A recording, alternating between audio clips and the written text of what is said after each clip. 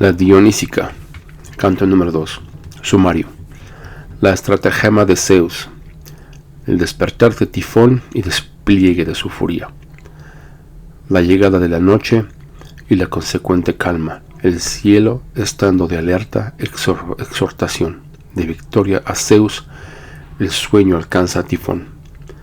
Despertar y desafío de Tifón. Armamento y ataque de Tifón. Luchas y contraataques de Zeus y Tifón. Derrota de Tifón. Intervención de la tierra. Burlas de Zeus y destino de Tifón. Epílogo de la tifonía. El universo después de la derrota de Tifón. Duelo de la tierra. Restauración de la armonía universal. Agradecimiento e instrucciones de Zeus a Cadmo. Retorno de los dioses al Olimpo. El segundo conteniente de la batalla astral de Tifón, el relámpago y los apremios de Zeus y también el festejo del Olimpo. Historia. Así quedó Cadmo, el Agenorida, cabero impostor, en su supuesto junto a los confines de la frondosa foresta, besaba con movedizos labios la punta de su siringa. Entretanto, Zeus Cronida se deslizó invisiblemente y silenciosamente al antro. Ahí, sin ser accesible, iba a volver a tomar de sus manos las habituales armas de fuego, y una nube envolvió a Cadmo, junto a una piedra, para hacerlo invisible, no sea cosa que Tifón, de comprensión tardía, se dé cuenta del engañoso fraude y mate al tramposo boyero. Pero aquel, tocado por dulce aguijón, solo deseaba oír el ritmo de la música que hechizaba su corazón, y así, como un marido, al oír el engañoso canto de su sirena, es arrastrado por su propia voluntad a una muerte antes de tiempo, y embrujado por la melodía, ya no hiere la otra ola clara, produciendo blanca espuma en el agua, pues ha dejado su remo fuera de las ondas marinas, y sucumbe así a los hilos del destino de tocante voz, y olvidado del timón, se abandona al placer, sin pensar en la constelación de la séptima Pléyade, ni en la órbita circular de la Osa. Así Tifón, sacudido por los jadeos de una música engañosa, recibió el dulce proyectil lanzado por el instrumento anticipando su muerte. Pero mientras el pastor estaba descubierto por las nubes bajo el oscuro manto, su soplada caña de hermoso sonido cayó, quebrando a la armonía.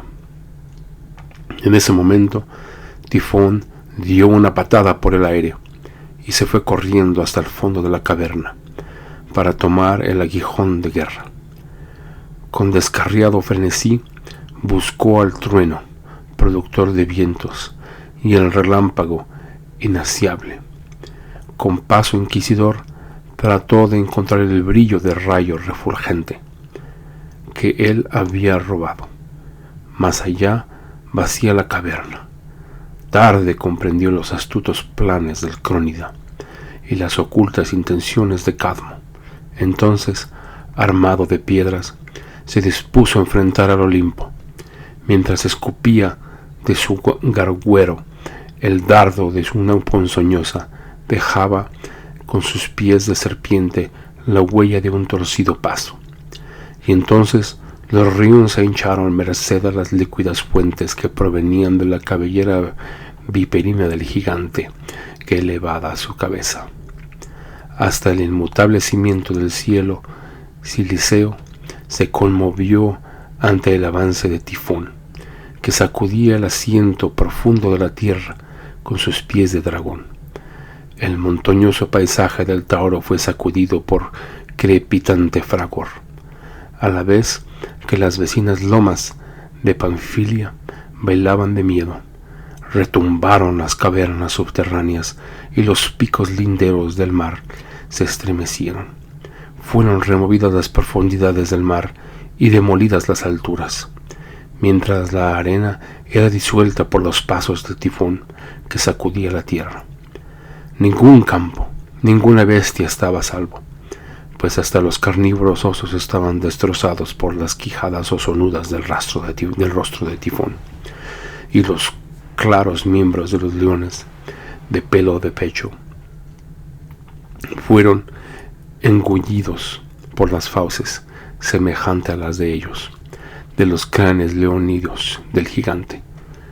Su guarguero ofídico desgarró los fríos lomos de los reptiles que se nutren de la tierra, y aún los aéreos pájaros se vuelvan a través del éter impenetrable, sirvieron de festín a sus fauces cercanas a ellos.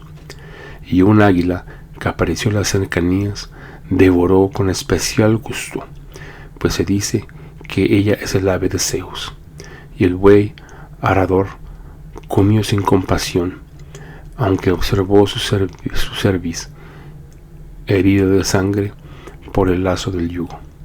Con su terrible sed vació dos ríos, que fueron la bebida de su banquete, y destrozó a los coros de Neyades mientras la sacaban del agua. Una de ellas, una ninfa de las profundidades, caminó hacia el acuático afluente, que se convirtió en un camino. Pero de inmediato la Neyade se quedó tiesa, porque estaba sin calzado, y acostumbrada a las aguas se sentía extraña con sus miembros secos. Con raudo pie se agitó la ninfa, y en el reseco lecho de su arroyo, mas sus rodillas quedaron atrapadas al clavarse en el barro que la presionaba. Y al ver multiforme rostro de enloquecido gigante, un viejo pastor dejó caer espantado su siringa y huyó lejos, y el cabrero, cuando tuvo ante sus ojos el numeroso enjambre de sus brazos, soltó a los vientos la movediza flauta, y el rudo labrador no sembró la semilla de su campo, ni roció con granos la tierra recién removida. Con su mano curvada hacia atrás, toda la palma de Tifón, gesticulante, hirió el surco, y el agricultor no quiso usar el hierro que sacude la tierra, sino que soltó a los bueyes.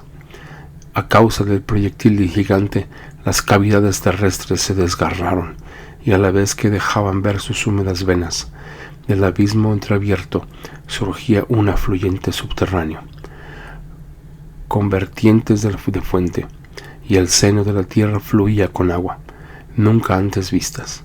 Las rocas caían del aire, y como petreos torrentes se escondían en el mar, al punto de convertir el agua en tierra firme, pues las balas de tierra se convertían en islas recién nacidas, que en el mar se enraizaban por sí mismas.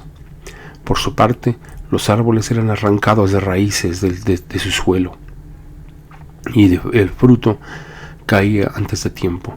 El jardín con pimpollos desapareció, al tiempo que el prado de rosas era hecho cenizas, y el céfiro quedó agitado por los desecados follajes de los cipreses que volaban en círculo. Entonces Febo, con fúnebre melodía, entonó un lamento por los destrozados jacintos, por los que compuso un doloroso himno, pero mucho más se angustió por los ramos de Amicleas, apoyado sobre un laurel cortado. Y Pan, afligido, volvió a erguir su abatido pino. Entretanto, la diosa de ojos claros se lamentaba sobre un olivo cortado, al acordarse de Moria, la ninfa ática, que le había concedido una ciudad. Pafia lloraba por la Amenona, arrojada al polvo, derramando lágrimas sin cesar por los botones en flor de su perfumada cabellera. Se arrancaban los graciosos bucles por su rosa llena de polvo. Deo lamentaba la espiga, muerte sin madurar, incapaz de celebrar la fiesta de las primicias, y las ninfas adriades lanzaban gemidos a causa de los árboles, sus compañeros de infancia, que habían perdido su sombra. Una amadriade pegó un salto por la destrozada foresta de hermosas ramas, pero el vuelo del laurel su compañero. Entonces otra virgen que se escapaba del pino con largos pasos se acercó a la exiliada ninfa y le habló de esta manera: Amadríade de laurel, ¿qué huyes del lecho matrimonial?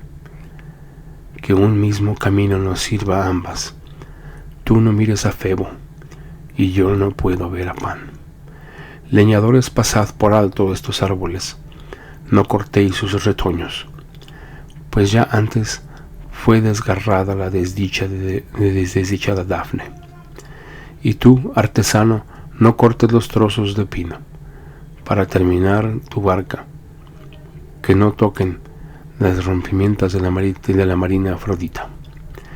Leñador, concédeme un último favor.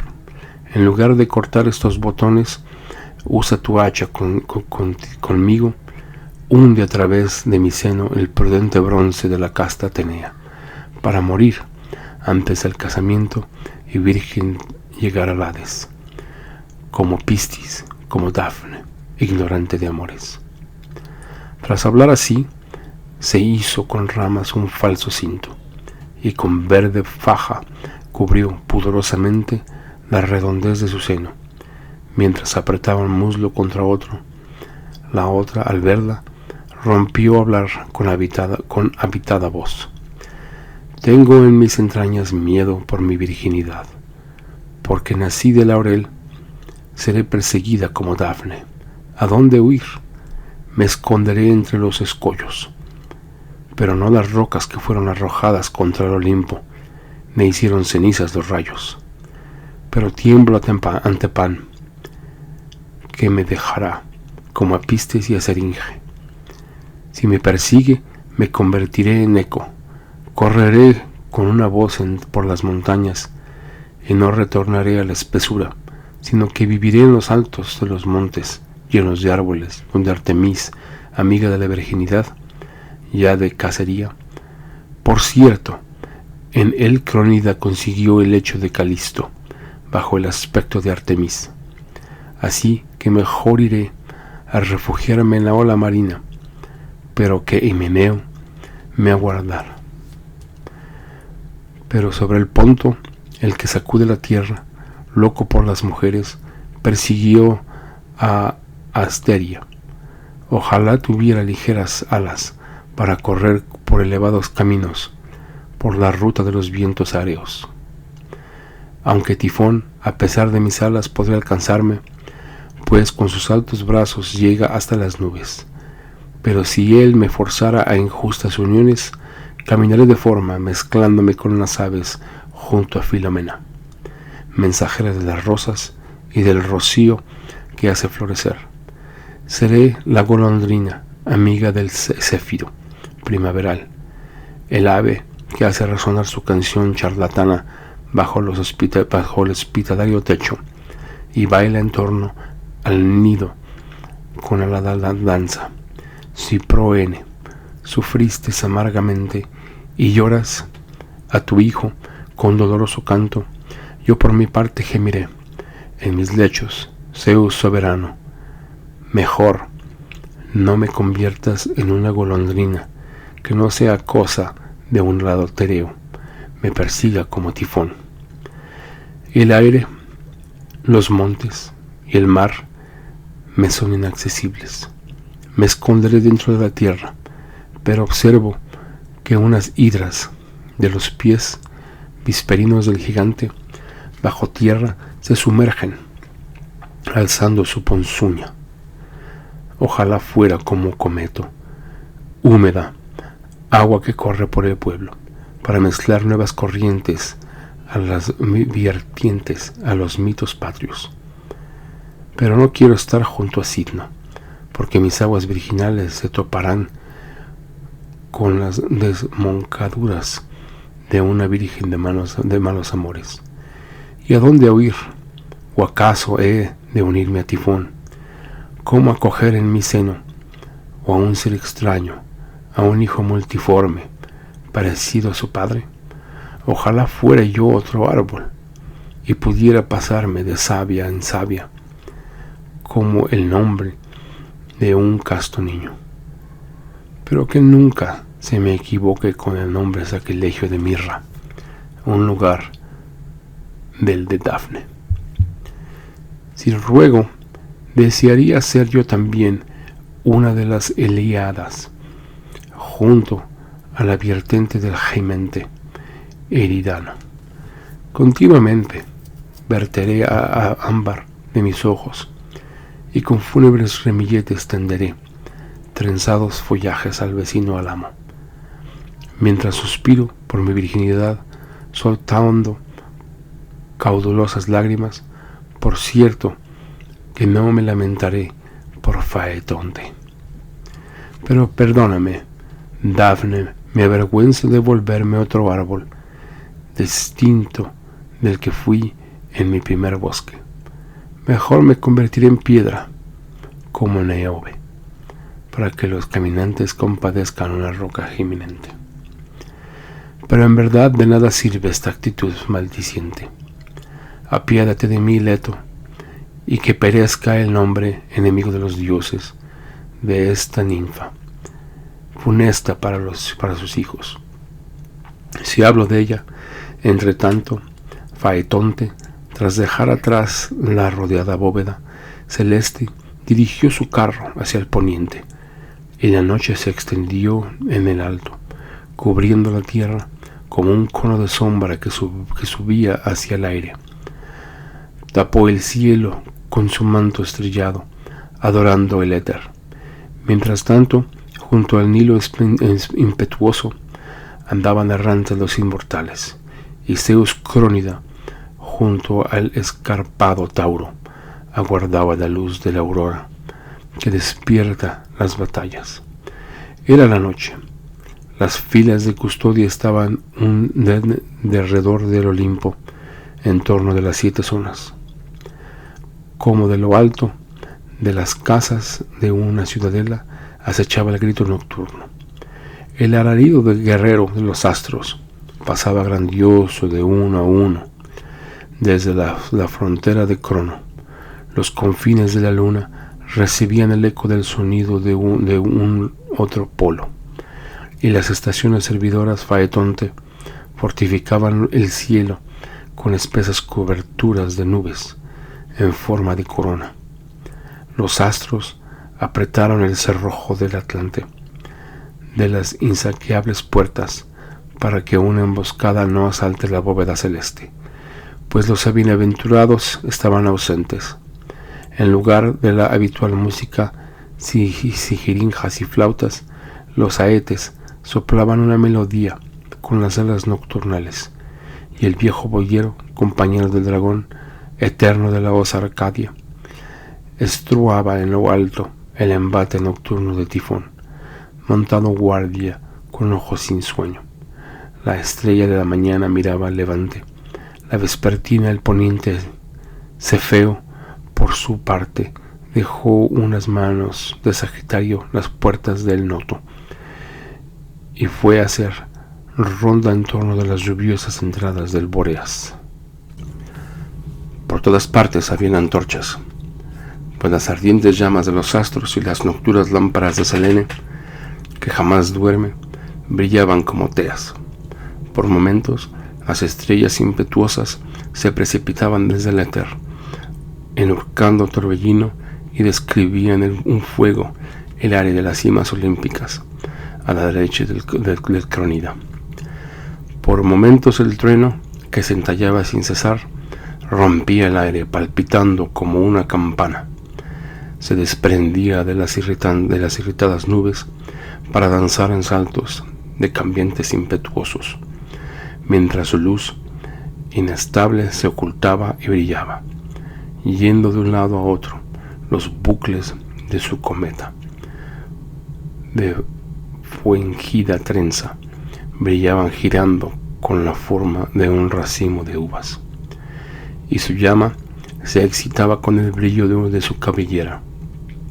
Los meteoros traían su destello, y con largos tablones ajustados con fuego se extendían desde el aire para ayudar a Zeus en el combate. Y enfrente de los rayos de Afetonte, el muy colorido arco de Iris, la compañera de la lluvia, se encorvaba urdiendo sus intricados círculos, mientras el verde se intricaba en el marrón y el blanco en el rosado. Entonces la victoria se presentó al solitario Zeus bajo la forma de Leto, con intención de ayudarlo. Con su calzado apenas rozaba las puntas de los aéreos caminos, y mientras armaba en su padre, dio sonido a un artificioso discurso con labios retumbantes. Zeus soberano, seas el caudillo de tus hijos, para que no vea yo a Etena, ignorante de uniones, sometida a Tifón. No permitas que ella, la de sin madre, se vuelva, y en el combate mantén erguido el relámpago, la lanza lucífera del Olimpo. Vuelve a reunir las nubes, Zeus lluvioso, pues ya los cimientos del cosmos inconmovibles son sacudidos por las manos de Tifón, y los 4 elementos inseparables, compañeros de yugo, se disocian. Deo rechaza los mieses, Hebe abandona su copa, y ya Hermes arrojó su caducio, mientras Apolo, tras soltar su lira, dejó las oladas flechas para irse volando, alado como un cisne. El cosmos se quedó sin semiente porque Afrodita, la que realiza las uniones, anda a la deriva. Se han disuelto los lazos indisolubles de la armonía, pues él que cumple las uniones, Eros indomable, que a todos subyuga, abandonó sus flechas generadoras. Él que es audaz sintió miedo y se echó a volar. Y tu fugoso Hefesto dejó su Lemnos natal, arrastrado sus rodillas que no le obedecen. ¡Qué maravilla! El que es lento emprendió una rápida carrera, y aunque mucho se odia, hoy me apiado de tu era. ¿Acaso tu progenitor ha de volver al coro de los astros? Aunque soy llamada Titande, no quiero que ocurra eso. No deseo ver a los titanes dominar el Olimpo, sino a ti y a tus hijos. Solo tú puedes defender con tonante rayo a la casta Artemis. ¿Acaso la estoy guardando virgen para un violador sin dotes de boda? ¿O al administrador de los partos será a luz ella misma y tenderá hacia mí las manos de señal de socorro? ¿Cómo invocar a Ilitia para que sea propicia a la arquera, si Ilitia misma da a luz? Mientras ella así hablaba, el sueño desplegó en su torno las alas de sombra, y toda la naturaleza se adormeció para hallar un respiro. En ese momento, solo la crónida quedó insomne. Para entonces, Tifón ya había desplegado en toda su extensión. Había apoyado su pesado lomo sobre su agoceada madre la tierra, cubierta en toda su superficie, y ella ahuecó los concavos lechos de su abierto seno como un sonriente bostezo, para que las vísperas cabezas de él se sumerjan en el suelo. Y al salir el sol, Tifón, el de múltiples brazos, abrió sus fauces de estiradas lenguas para enviar al gran Zeus a un grito de guerra. Su portentosa voz llegó hasta el lecho de océano refluyente. En él sus sólidas raíces rodeaban a la órbita cósmica, cortada en 4 partes, y ciñen a toda la tierra con un cinto circular. Tras el grito del gigante, con un sonido sino innumerables ecos diversos retumbaron como réplica a las filas armadas de su voz. En efecto, mientras él, de multiforme naturaleza, se preparaba para el combate. Se sintió el entrepito de aullidos de lobos, rugidos de leones, gruñidos de cerdos, mugidos de bueyes y silbidos de serpientes. Se oyó el animoso grito de los leopardos, el ruido de las quijadas de los osos y los ladridos rabiosos de los perros. Y entonces el gigante, de su cabeza central, que tiene forma humana, exhaló esta amenazante voz contra Zeus: brazos míos, lanzaos contra la casa del Crónida. Sacudid junto con los bienaventurados los cimientos del cosmos. Golpead el divino cerrojo del Olimpo, que se mueve por sí solo. Que el pilar del éter sea arrastrado por la tierra, para que Atlante huya en la sacudida. Que se derrumbe así la bóveda celeste de los vagabundos astros olímpicos. Que Atlante ya no me preocupe con su curso circular, pues no permitiré que un hijo de la tierra soporte encorvado la compulsión del éter en su continuo movimiento.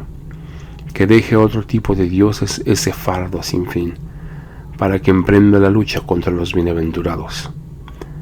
Él va a romper muchas montañas y las arrojará contra la bóveda astral, convertidas en proyectiles, pues él cargaba sobre sus hombros, azotadas por escollos las estaciones. Las sirvientas del sol huirán espantadas cobardemente. Brazos míos, entrelazados para mezclar la tierra con el aire, el agua con el fuego y el ponto con el Olimpo. Y yo impondré a los cuatro vientos un servil designio. Fustigaré al Bóreas, abrumaré al Noto, azotaré al Euro y castigaré el Cefiro. Con una sola mano he de mezclar la noche con el día. Mi hermano océano dirigirá de su fauce de muchas fuentes sus elevadas aguas contra el Olimpo. Extenderá hacia arriba los 5 círculos paralelos para inundar los astros. La osa vagará sedienta de las aguas mientras el timón del carro se sumerja. Mis toros sacudirán la órbita equinoccial, su círculo cósmico, mugiendo hacia el éter. Con aguzados cuernos quebrarán las astas del diamante Tauro, semejante a ellos. Y a los bueyes de Selene dejará sus húmedos cursos por temor al mugido de mis cabezas.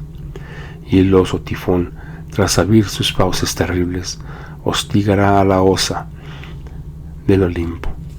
Mi león se enfrentará al león del éter para sacarlo contra su voluntad de la ruta del zodiaco. El dragón del carro temblará del temor ante mis serpientes. Frente a mí Zeus está armado de sus pobres rayos, porque las rabiosas olas del mar, las cúspides de la tierra y las cañadas de las islas se han vuelto mis espadas y las montañas mis escudos. Y los asquellos son armaduras indestructibles para mí, y las piedras mis picos. Los ríos han de servir para apagar los endebles rayos. Para Poseidón tengo guardadas las cadenas de Jápeto. Sorbe el monte de Cáucaso. Otra alada águila más poderosa desangrará con sus garras el hígado, pues siempre vuelve a crecer de Hefesto, el dios fogoso, porque a causa del fuego sube el Prometeo, mientras su hígado recreciente es devorado. Y con mi carácter es réplica de los hijos de Ifémeda. Ocultaré al hijo de Maya, preso en broncínea celda, amarrado con una trenza de invisibles lazos. Y entonces luego alguno diría: tras desatar los lazos de Ares, Hermes quedó enlazado, y Artemis ha de romper el intocable sello de su virginidad, para ser por la fuerza la esposa de Orión. Y Leto traerá ante Ticio sus antiguos velos, arrastrada en una unión por violencia. Al homicida Ares lo haré prisionero, despojándolo de sus rotos escudos, el señor del combate y un lugar de asesino. Será mi dulce presa, y haré que Efialtes se case por fin con la cautiva Palas. Así veré prisionero a Ares y a Etena con los dolores de parto. Y el Cronida levantará erigido el cielo del Atlante, soportado con agobiados hombros, con constante curso circular. Mientras tanto, escuchará con mal disimulados celos nuestros himneos, pues yo seré el novio de Hera, de antorchas luminosas. No estaré privado, pues el brillo del relámpago será espontáneamente el tizón de mis tálamos.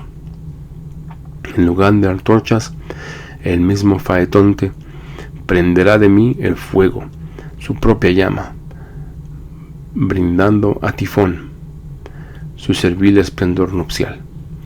Los astros arrojarán sus chispas matrimoniales al Olimpo, van a centellear como lámparas de mis amores los astros, que son estrellas vespertinas.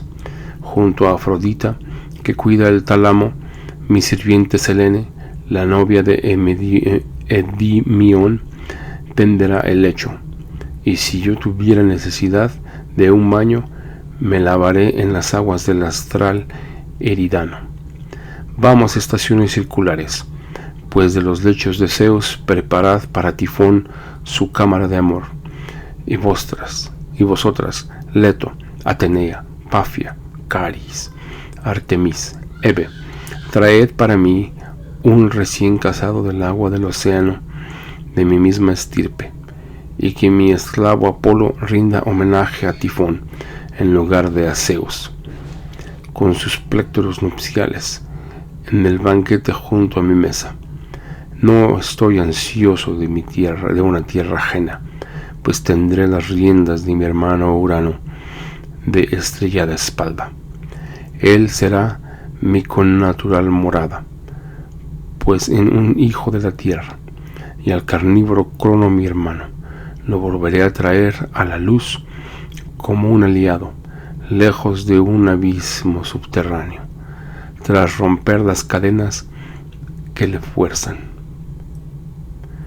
Y llevaré de regreso a su hogar, el éter, a los etéreos titanes, y bajo el mismo techo pondré en el cielo a los cíclopes nacidos en la tierra, para que preparen todas armas de fuego, pues necesito muchos rayos. Yo lucho con 200 brazos y no con 2 como el Cronida.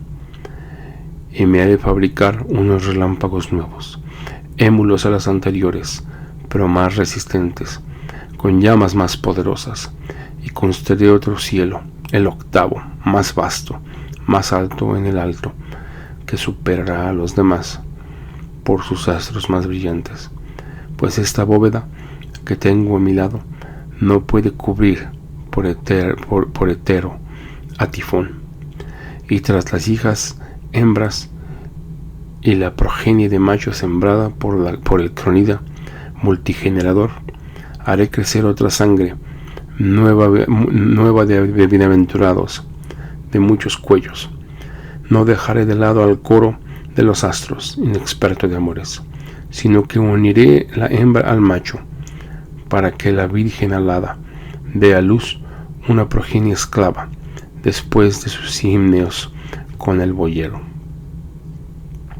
Así habló amenazante, pero el Cronida rió al escucharlo, y el fragador del combate comenzó entre ambos. Era la discordia la que llevaba la lucha a Tifón. En cambio, la victoria conducía a Zeus a la guerra. La disputa no giraba en torno de un conjunto de bueyes, ni de otra manada. No era una pelea producida por la belleza de una ninfa, ni se trataba de una agitación causada por una humilde ciudad, sino de la lucha se levantaba a causa del mismo Éter. Ante las rodillas del vencedor aguardaban los cetros y el trono de Zeus, trofeos de guerra. De las azotadas nubes, Zeus hizo sonar un trueno como una mugiente melodía etérea. Una trompeta tocó la música de Enio. Zeus vistió su pecho con nubes de círculo para conseguir una defensa contra los proyectiles de los gigantes. Tampoco Tifón estaba mudo. Sus cabezas de buey desprendieron un mugido espontáneo que resonó como una trompeta contra el Olimpo, mientras entrelazadas serpientes soplaban las flautas de Ares. Tifón acorazó las filas de sus escaraparados miembros, apretando un escollo y otro escollo más grueso, hasta que quedó flanqueado por una incorrompible barrera de sonidos picos en fila. Pues ahí, colocada una piedra ordenada, compactante sobre otra, era la imagen de un ejército sobre armas, y sus lados, un peñasco, se ajustaba a un peñasco, una cresta a una cresta, y una cañada a otra. En lo alto, el pico cercano a las nubes apretaba otro pico de múltiples pliegues. Pedragosas cimas eran las moradas de Tifón, cuyas cabezas estaban cubiertas para escarpadas alturas.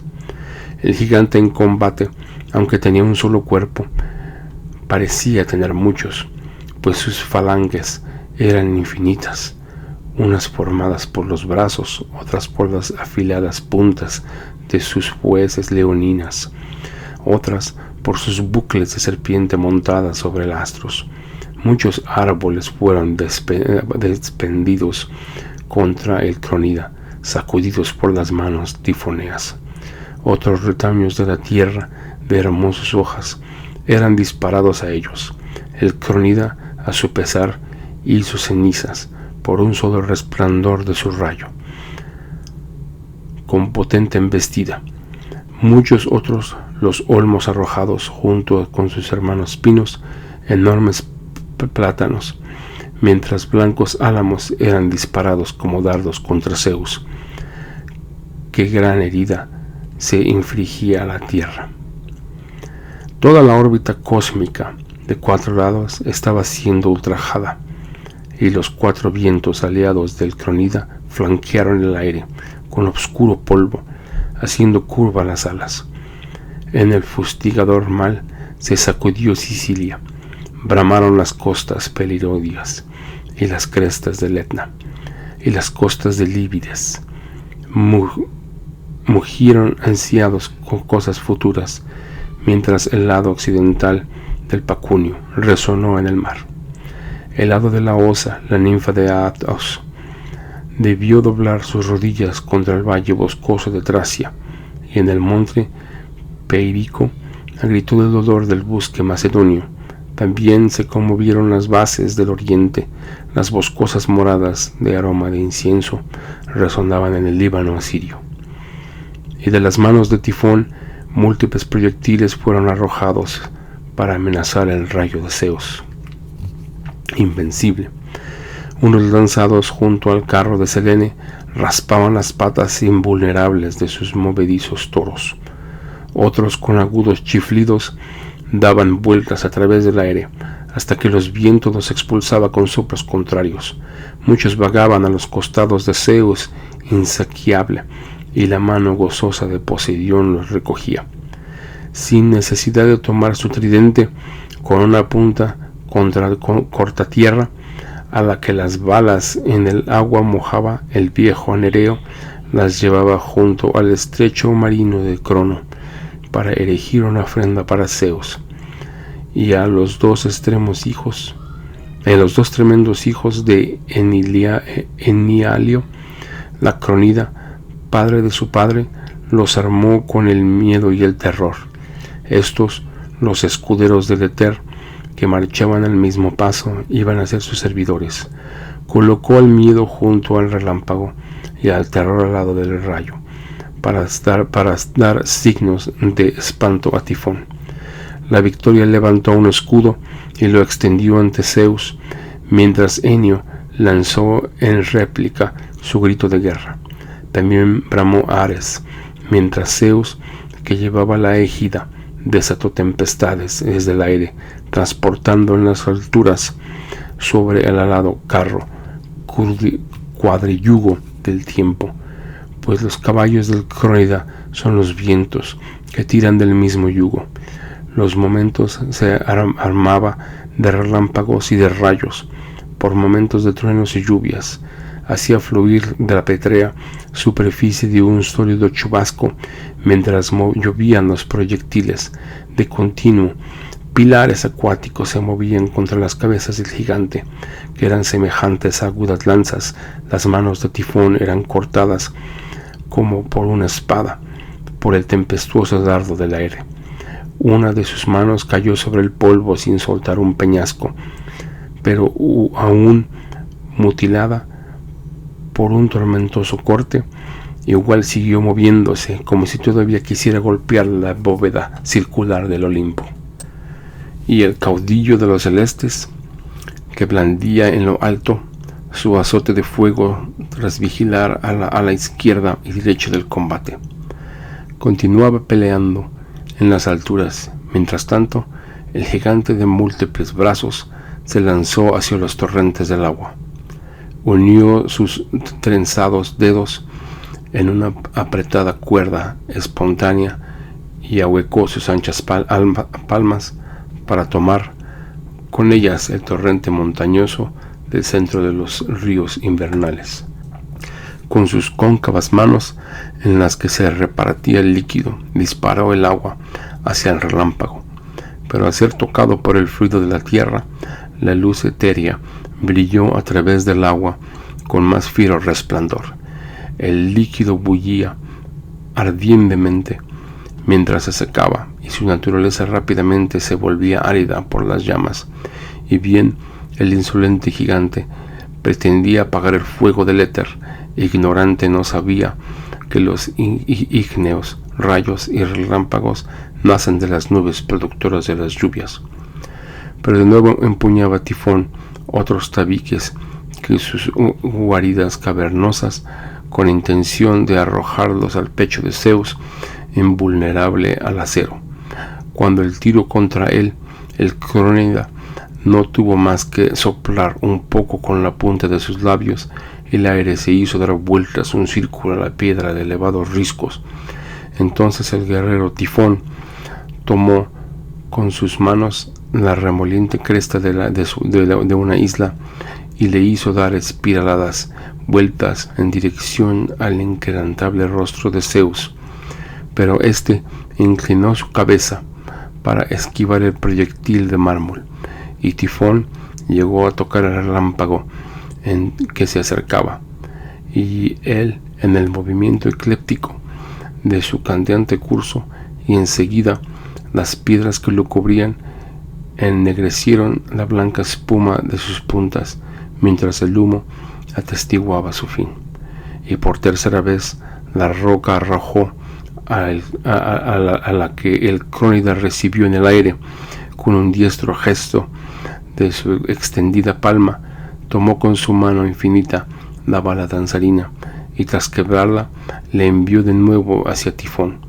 La montaña, luego de describir un enorme torbellino aéreo en su viaje de regreso, devolvió por sí misma la flecha del arquero, y en un cuarto intento volvió a disparar con mayor vigor, mas la roca quebró al tocar las puntas de la ejida, y de nuevo arrojó otra piedra que en tempestuoso giro marchó hacia ser flechada por el rayo.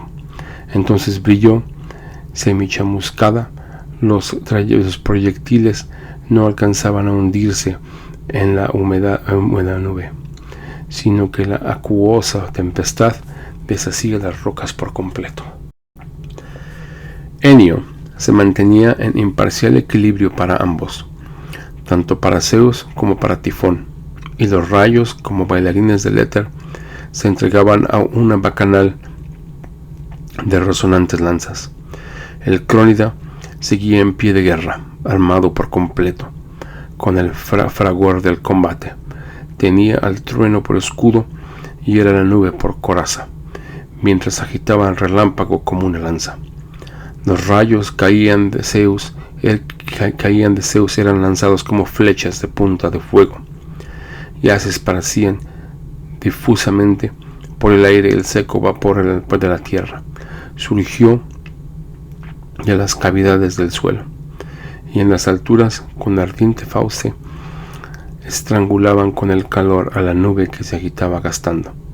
En torno del vapor, las nubes se frotaban ruidosamente una contra las otras, alimentando el fuego, y la apretada llama interna se arrebataba sin poder salir. Ella buscaba el camino del medio, porque no le está permitido en su resplandor salir para arriba, y el húmedo aire, lavado de gotas de lluvia, impedía que el relámpago salte hacia arriba, mientras la parte alta de la húmeda nube se condensaba, y desde el fondo reseco que se abría corría el impulso fuego, y así como una roca unida a otra pare de su seno a una llama, del mismo modo el fuego, apretando entre piedras, salía disparado por sí solo, cuando la piedra hembra generadora de fuego era quebrada por una piedra macho. Y al mismo modo se encendía la llama celeste al ser comprimidos el vapor y las nubes. Los vientos, por su parte, son producidos por la sutil exhalación de la tierra, pero existe otro gas surgido en las aguas terrestres. El sol lo chupa mediante sus llamantes disparos y lo levanta, aunque es húmedo, hasta que quemeante surco del éter. Dicho vapor, al condensarse, produce un velo de nubes, y su densa constitución, cuando es agitada por otro gas más sutil, disuelve las blandas nubes en una caída de lluvia, hasta volver a su primera y natural substancia húmeda. Así surge la generación de nubes llameantes, y por ellas son engendrados los rayos de naturaleza semejante, junto con los relámpagos. El padre Zeus seguía en la lucha. Contra su enemigo empuñaba la acostumbrada antorcha que dispara leones. Él golpeaba con celeste huracán las filas multibocas de innumerables gargantas. Un solo resplandor del dardo lanzado por Zeus llamaba entre las infinitas manos. Ese único destello consumía innumerables hombros y abigarradas órdenes de serpientes. Entretanto, las lanzas del éter partían muchísimas cabezas, mientras un espiraldo cometa reducía a cenizas los cabellos de Tifón, arrojado a su oponente la chispa de una espesa melena de fuego. Así ardían sus cabezas y sus mechones encendidos por el fuego que antes silbaban. El silencio imprimía su sello, mientras las gotas de veneno descaseaban en las fauces de las calcinadas serpientes.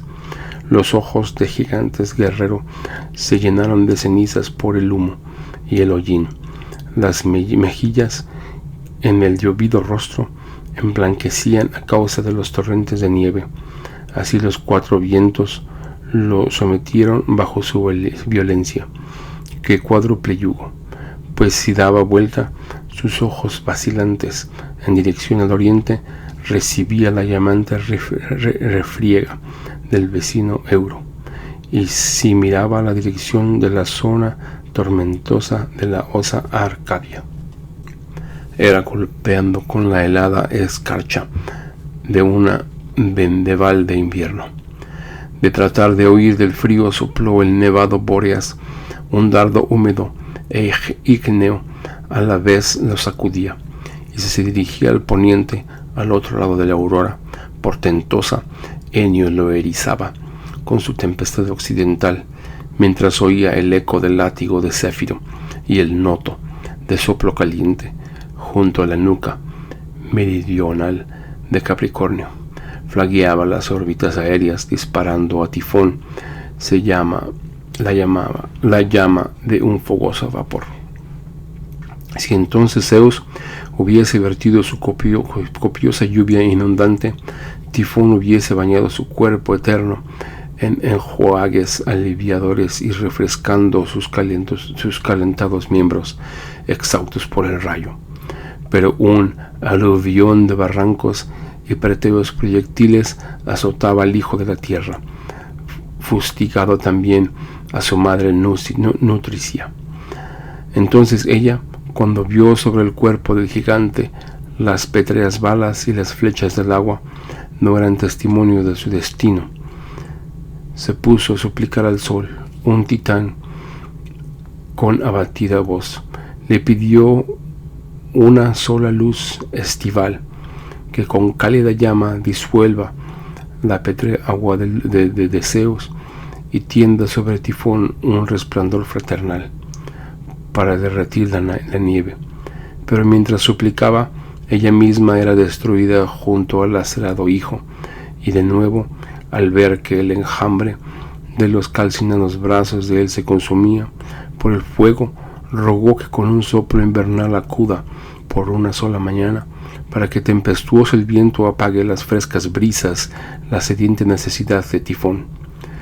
Pues ya el Crónida había hecho inclinar a su favor la balanza de la lucha, hasta entonces vacilante, y la madre tierra, tras rasgar sus arbolados velos con sus manos, lloró al ver el humo de los rostros quemados de las cabezas tifóneas. Las rodillas del hijo de la tierra estaban quebradas, y la trompeta de Zeus mugió con estrepitosos truenos como preanuncio de la victoria. Tifón, envenenado por un dardo llamante, yacía aniquilado por una herida de guerra que no produjo el acero. Estaba tendido de espaldas sobre la madre tierra, con sus vísperos miembros en torno de polvo, escupiendo fuego. Entonces el Crónida lo provocó para sus burlas, mientras vertía su garganta riente tales palabras: buen vengador encontró el hijo el viejo Crono, Tifón. Con fatiga la tierra engendró un hijo tras la turbación producida por Japeto, gracioso vengador el de los titanes. Por lo que veo resultaron débiles los rayos del Crónida. ¿Hasta cuándo esperas para habitar el éter infranqueable, falso portador del cetro? Te aguarda el trono de Olimpo, recibe los dones de Zeus y sus peplos Teómaco, Tifón. Lleva el cielo astreo, si así lo quieres, y que Eurínome y Ofion vuelvan de regreso al éter, para que Crono sea su compañero. Y en tu marcha por la adornada bóveda de los astros de elevado curso, te seguiré la suspicaz Prometeo, tras huir de sus brazos. El osado pájaro que devora sin piedad su hígado, siempre nuevo, será el guía de tu camino celeste. ¿Querías algo más tras el combate para ver a Zeus y al que sacude la tierra como servidores de tu trono? Tú ves al Crónida sin fuerzas, y si el cetro olímpico, despojado del trueno y de sus nubes, observa cómo lleva en lugar el relámpago y del divino fuego, en vez del acostumbrado rayo, la antorcha que celebra las nupcias de Tifón. Ahora es el guardia de cámara de tu esposa Hera, tu cautiva, y anda celoso de tu lecho, el que mira con irritados ojos.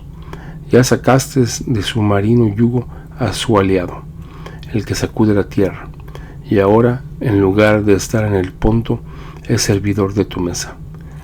Y a cambio del tridente, lleva en su mano sedienta tu copa. También Ares es tu criado y Apolo tu serviente. Envía el mensajero, el hijo de Maia, para que comunique a los titanes su poderío y degeneración celeste. Mas deja el artífice Hefesto en sus lemnos natal, con tal que haga para su novia recién desposada un collar de tonos multicolores y brillante ornato, y bien que le fabrique unas esplendorosas sandalias que rasgan el suelo, orgullo de tu mujer, y que construya otro dorado trono olímpico para que tu era, la del auro trono, ría ufana de poseer otro asiento más fuerte. Y puesto que a los terrestres cíclopes has convertido en habitantes de Olimpo, ellos te forjarán un rayo que más poderosa chispa, y como hechizo tu corazón con la esperanza de la victoria apresa con un dorado tiento a Euros, junto a la horera Afrodita. Así que los relámpagos huyen y no resisten a Enio. Entonces, ¿cómo saliste salvo de su pobre y inofensivo fuego? Si posees oídos sin número, ¿por qué temiste al eco lluvioso de un trueno insignificante? ¿Quién te ha hecho tan flojo? ¿Por dónde andan tus lanzas guerreras? ¿Dónde está ahora tus caninas cabezas? Y aquellas fauces de serpiente y el mugido terrestre de tus tonantes garguereos y la ponzoñosa de tu cabellera veperinia de larga sombra, ya no hace silbar a tu melena con ofidios circulares. ¿Por qué no mugen tus bocas de buey y tus brazos no disparan ya escarpados escollos? Ya no fustigas los circulares órbitas de los astros y tus trompudos cerdos no emblanquecen sus empapadas quijadas con espumosas gotas. ¿Dónde están las terribles mandíbulas de tu oso que gesticulaba amenazadamente? Deja paso a los seres celestes, tú que te alimentas del suelo, pues con tu sola mano vencí a las huestes de tus 200 brazos. Vamos, que Tricefela, Cilicia, te apriete con sus montes escarpados y esconda por completo a Tifón, que se enorgullecía de sus 100 cabezas, ahora lamentablemente sucias de polvo. Con todo, puesto que tienes una mente jactanciosa y a causa de vanas esperanzas pretendiste asaltar al mismo Olimpo, haré construir para ti, infeliz, un cenotafio, y en tumba vacía te grabaré por temprario este postrero epitafio. Esta es la tumba de Tifón, quien una vez atacó el cielo con sus piedras y el fuego eterno lo consumió. Así habló con ultrajes el hijo de la tierra, que era un cadáver respirante. Entonces el Tauro Cilicio comenzó a entonar por Zeus todopoderoso los cánticos epinicios, con el mugido de su trompeta de piedra, y el sinuoso Citno bailó con acuáticos pies, festejando la victoria de Zeus con húmedos rugidos mientras vertía su afluente que habita en el medio de su compañero Tarso. Mientras tanto, la tierra había hecho jirones su túnica de piedra y lloraba acostada. Su arbórea cabellera fue cortada para los vientos, no por cuchillo de duelo. Se arrancaban los bucles de su boscoso cráneo como en el mes de las hojas caen, y por los humedecidos flancos fluían como ríos las alborotadas lágrimas de la tierra en llanto, que también arañaba sus mejillas. De los miembros de Tifón salía huracanados torbellinos que azotaban las olas. Se precipitaban en envolver las naves, montados sobre la imperturbable bonanza. No se dirigía solo sobre las ondas marinas, sino que por momentos un tempestuoso polvo se agitaba sobre la tierra, destrozando el ergido y lozano trigo. Pero entonces la tesorera del cosmos, la naturaleza, siempre renaciente, cicatrizó las abiertas heridas de la tierra y volvió a unir los cordones isleños separados de sus cimientos con un lazo de unión indisoluble, y la perturbación de los astros desapareció. Cuando el sol volvió a tomar su lugar junto a la Virgen de la Espiga, pues el melenudo león se había apartado de la ruta del zodiaco, y la luna volvió a dominar a Cáncer, y había saltado sobre el rostro del león celestial, y se devolvió a su lugar, frente al gélido Capricornio. Por cierto, Zeus Cronida no se había olvidado de su músico Cadmo. Luego de dispersar la sombría nube de oscuro aire que le escondía, lo llamó y pronunció estas palabras: Cadmo, con tu siringa coronaste las puertas de Olimpo. Por lo tanto, yo auspicio tu matrimonio con la Lilia celeste. Te haré yerno de Ares y de Citeria. Tendrás a los dioses como invitados en tu banquete en la tierra, y yo mismo te visitaré en tu casa.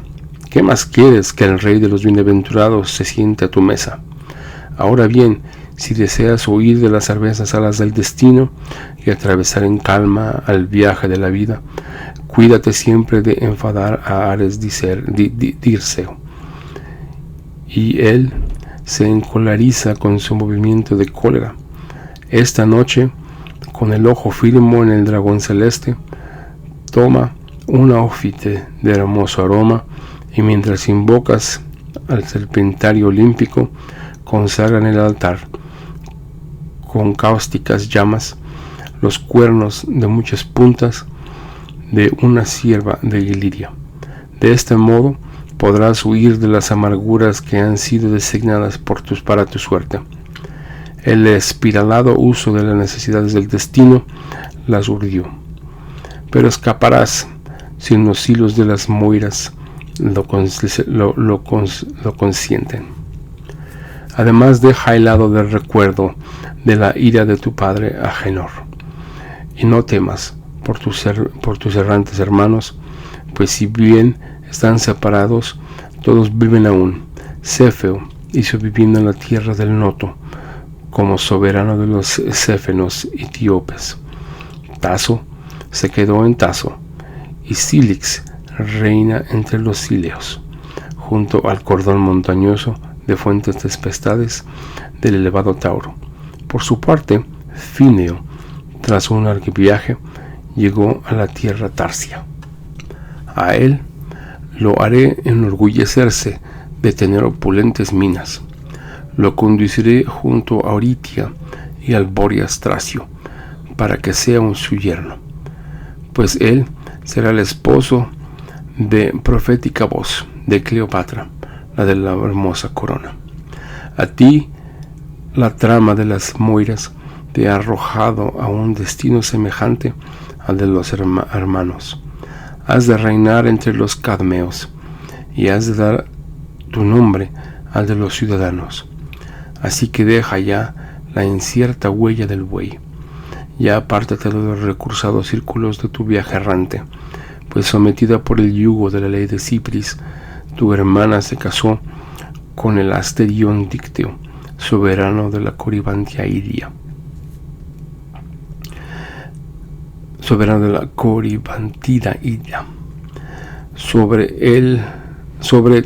te lo vaticinio yo mismo.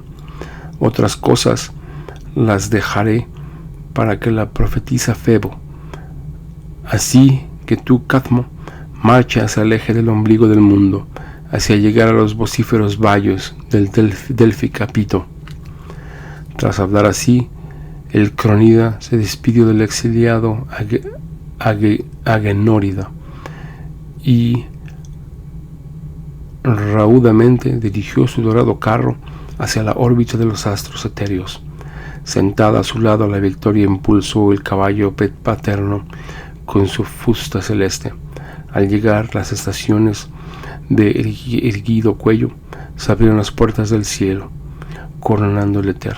Los dioses, con su forma recuperada, retornaron al Olimpo, junto al vencedor Zeus, tras caminar el alado espectro de su rostro, y Atenea, con su nave túnica desprovista de armas, volvió al cielo, donde emprendió una fastuosa danza en honor a Ares, cuya melodía hilaba la victoria. Y Temis suspendió las armas del derrotado gigante en lo alto del vestíbulo del Olimpo, a fin de exponerlas como objeto de terror ante la insensata tierra, madre de futuros gigantes. Fin de canto 2.